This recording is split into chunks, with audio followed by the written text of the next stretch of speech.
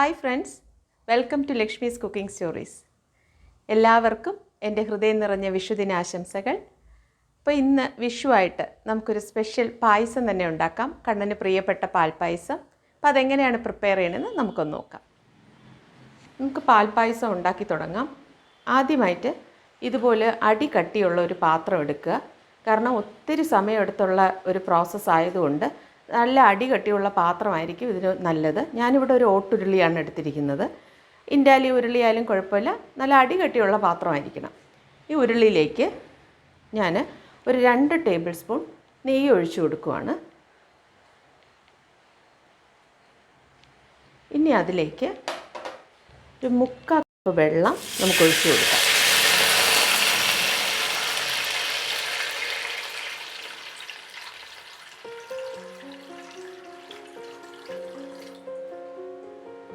ഇനി വെള്ളം തിളയ്ക്കുന്നത് വരെ നമുക്കിത് വെയിറ്റ് ചെയ്യാം. എടുത്തിരുന്നത് അത് നന്നായി തിളച്ച് വന്നിട്ടുണ്ട്. ഇനി നമുക്കിതിലേക്ക് 1.25 ലിറ്റർ പാലൊഴിച്ചു കൊടുക്കാം. അപ്പോൾ ഇതിൻ്റെ ഒരു കണക്കെന്ന് പറയുന്നത് 3/4 ലിറ്റർ വെള്ളമാണ് ഞാൻ ഒഴിച്ചിരുന്നത് ആദ്യം. അത് തിളച്ച് കഴിയുമ്പോൾ നമ്മൾ അതിലേക്ക് 1.25 ലിറ്റർ പാലൊഴിച്ചു കൊടുക്കണം. ഈ പാല് നന്നായി തിളച്ച് വരണവരെ ഇനി നമുക്ക് വെയിറ്റ് ചെയ്യാം. ഇത് 3/2 ഭാഗമായിട്ട് തിളച്ച് വറ്റി വരണം. അതാണ് അതിൻ്റെ ഒരു പാകം. അത് കുറേ സമയമെടുത്തുള്ള ഒരു പ്രോസസ്സാണ്. അത്രയും സ്വാദായിട്ടുള്ളൊരു പായസം കിട്ടണമെങ്കിൽ നമ്മൾ സാവകാശം വളരെ ക്ഷമയോടുകൂടി നിന്ന് തന്നെ ഉണ്ടാക്കണം. അപ്പം നമുക്ക് ഈ പാല് തിളയ്ക്കാനായിട്ട് വെയിറ്റ് ചെയ്യാം. പാലിതാ നല്ല തിളച്ച് തുടങ്ങി. ഇത് തിളച്ച് നന്നായിട്ട് വറ്റി വരണം. അതായത് 3/2 ഭാഗം, അതാണ് അതിൻ്റെ ഒരു കണക്കെന്ന് പറയുന്നത്. നല്ലതായിട്ട് വറ്റി കിട്ടണം നമുക്ക്. ഈ അടി ഇങ്ങനെ സൈഡിലൊക്കെ ഇങ്ങനെ അതിൻ്റെ ക്രീം ഇങ്ങനെ ഒട്ടി വരും, ആ ഒരു പാകമാണ് അതിന്. അപ്പോൾ ഏതാണ്ട് അരമണിക്കൂറോളം എടുക്കും. ഇത് ലോങ് പ്രോസസ്സാണ് ഈ പായസം. നമ്മൾ ആദ്യം ഇത് ചെയ്ത എന്താ, അടി കട്ടിയുള്ള ഈ ഓട്ടുരുളി വച്ചു. അതിലേക്ക് 2 ടേബിൾ സ്പൂൺ നെയ്യ് ഒഴിച്ചു.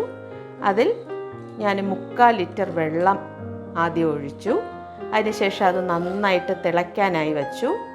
അത് തിളച്ച് വന്നതിന് ശേഷം 1.25 ലിറ്റർ പാല് അതിലേക്ക് ഒഴിച്ചു. ഇനി രണ്ടും കൂടെ വറ്റി അതിന് 3/2 ഭാഗം ആവുന്നത് വരെ നമുക്ക് വെയിറ്റ് ചെയ്യാം. ഏതാണ്ട് അരമണിക്കൂറോളമായി. നിങ്ങൾക്ക് കാണാൻ പറ്റും അരികിലൊക്കെ ഇങ്ങനെ നല്ല ക്രീം ഫോം ചെയ്തിട്ടുണ്ട്. അപ്പോൾ ഈ ഒരു ടൈമാണ് നമ്മൾ ഇതിലേക്ക് അരി ഇടാനുള്ളത്. നമുക്ക് അരി ഇതിലേക്കിടാം. ഞാനിവിടെ 1 പിടി ഉണക്കലരിയാണ് എടുത്തിട്ടുള്ളത്. ഏതാണ്ട് 75 ഗ്രാം വരും. അത് വെള്ളത്തിൽ കഴുകി കുതിർത്ത് വച്ചിരിക്കുവാണ്. നമുക്കത് ഇതിലേക്ക് വിതറി കൊടുക്കാം.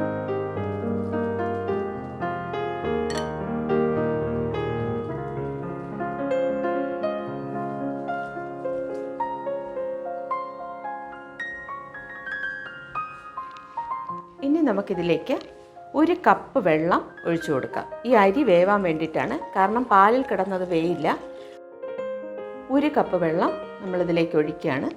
ഇനി ഇത് നല്ല തിളച്ച് വീണ്ടും അരി വേവാനായിട്ട് നമുക്ക് വെയിറ്റ് ചെയ്യാം. അതും ഏതാണ്ടൊരു അരമണിക്കൂറോളം എടുക്കും. അപ്പോൾ ഇതിൻ്റെ ഒരു കുക്കിംഗ് ടൈം നിങ്ങൾക്ക് മനസ്സിലായി കാണും. ഒരു 1-1.25 മണിക്കൂറോളം വേണം നമുക്ക് ഈ പാൽപ്പായസം റെഡിയായി കിട്ടാൻ വേണ്ടി. അപ്പോൾ ക്ഷമയോടെ ചെയ്യേണ്ട ഒരു വിഭവമാണിത്. അതിന് നല്ല റിസൾട്ടും ഉണ്ടാവും, കാരണം നല്ല ടേസ്റ്റാണ് ഈ പാൽപ്പായസം. അപ്പോൾ ഇത് ഒരു അരമണിക്കൂറോളം നന്നായിട്ട് വെന്ത് കിട്ടട്ടെ അരി. അതുവരെ നമുക്ക് വെയിറ്റ് ചെയ്യാം.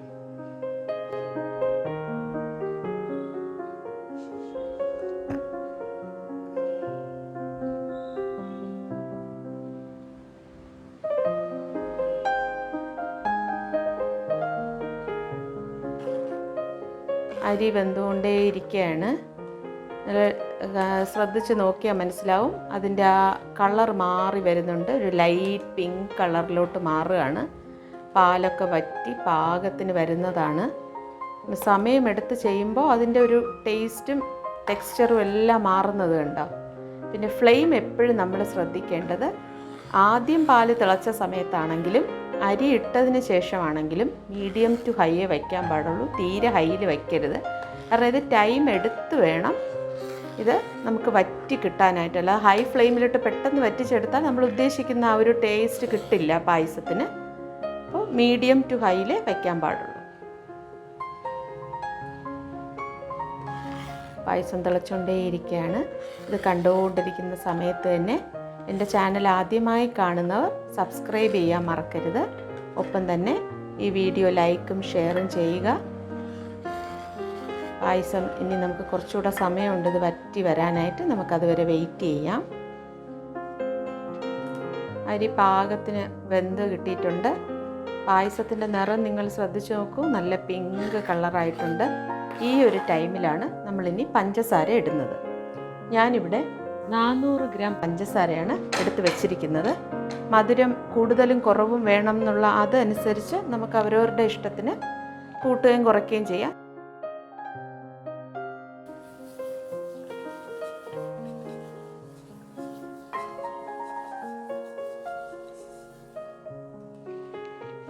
നമ്മൾ പഞ്ചസാര എപ്പോഴും ലാസ്റ്റിൽ അരിയൊക്കെ നന്നായി വെന്തതിന് ശേഷം മാത്രമേ ഏത് പായസത്തിനായാലും മധുരം ആഡ് ചെയ്യാൻ പാടുള്ളൂ. കാരണം അതിൻ്റെ മെയിൻ ഇൻഗ്രീഡിയൻറ്റ് പാകമായി വെന്ത് കിട്ടണം.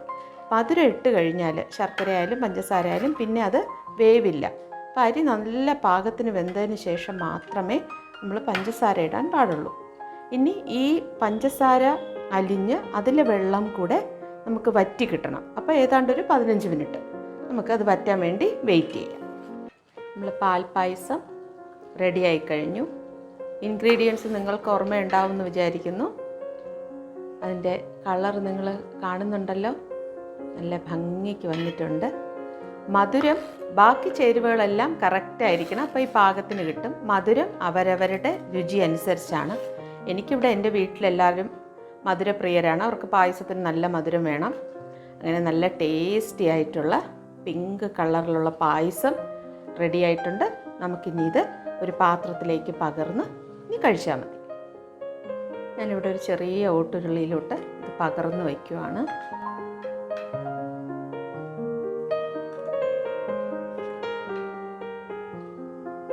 എല്ലാവരും തീർച്ചയായിട്ടും ഇത് വിഷുവിന് ഈ പായസം ട്രൈ ചെയ്ത് നോക്കണം. നല്ല ടേസ്റ്റി പായസമാണ്.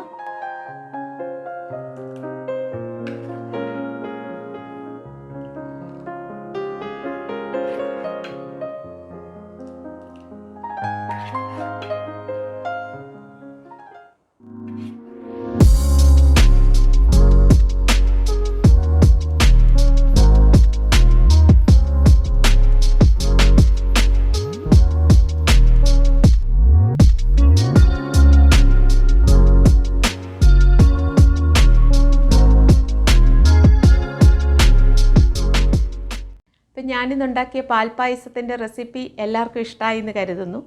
തിരുവനന്തപുരത്തെ സദ്യകളിൽ ഒഴിച്ചുകൂടാൻ പറ്റാത്ത ഒരു കോമ്പിനേഷനാണ് പാൽപ്പായസവും ബോളി. ബോളിയുടെ റെസിപ്പി നമുക്ക് വേറൊരു ദിവസം ചെയ്യാം.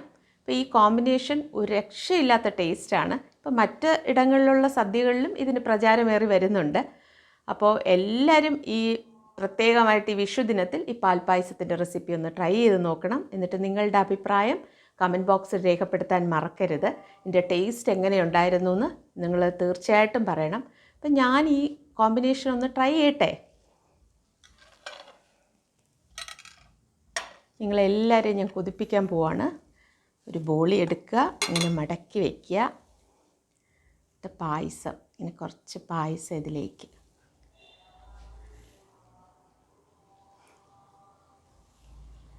ഇങ്ങനെ പായസം ഒഴിക്കുക. എന്നിട്ട് നമ്മൾ പതിയെ ഇതിങ്ങനെ, ഇത്ര സ്റ്റൈലിൻ്റെ ഒന്നും ആവശ്യമില്ല. നമ്മൾ ആസ്വദിച്ച് വേണം സദ്യ കഴിക്കാനുള്ളത്. എന്ത് പായസമാണെങ്കിലും ആസ്വദിച്ച് കഴിക്കണം.